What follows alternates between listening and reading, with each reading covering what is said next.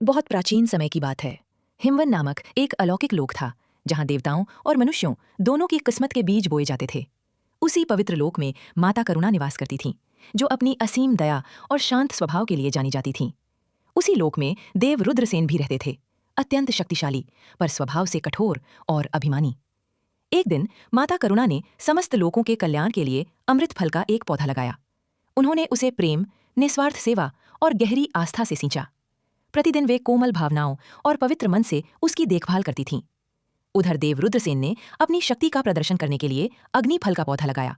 उन्होंने उसे केवल कठोर तपस्या, क्रोध और अहंकार से सींचा, यह मानते हुए कि केवल शक्ति ही महानता को जन्म देती है।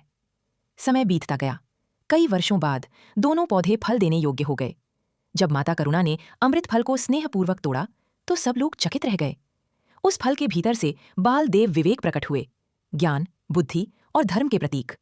उनके मुख पर दिव्य तेज था और आंखों में गहन करुणा झलक रही थी। माता करुणा ने बालक को गले लगाते हुए कहा, तुम संसार में जाकर लोगों को सही और गलत का भेद समझाना और उन्हें सत्य व सद्बुद्धि के मार्ग पर चलाना।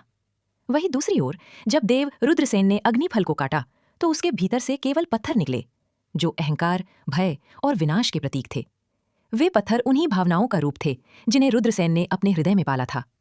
ये दृश्य देखकर देव रुद्रसेन को अपने कर्मों का गहरा बोध हुआ। उन्होंने एक महान सत्य को समझ लिया, मनुष्य जो अपने भीतर बोता है वही फल बनकर उसे लौटता है। लज्जा और विनम्रता के साथ उन्होंने सिर झुका दिया। इसके बाद माता करुणा बाल देव विवेक को साथ लेकर मानव लोक की ओर चल पड़ी, ताकि वो मानवता को ज्ञान, धर्म और सत्य का मार्ग दिखा सकें। और तभी से ये कहा जाने लगा, फल केवल बीज से नहीं, भावनाओं से भी जन्म लेते हैं। कृपया मेरे चैनल को लाइक और सब्सक्राइब करें। इस वीडियो को देखने के लिए धन्यवाद।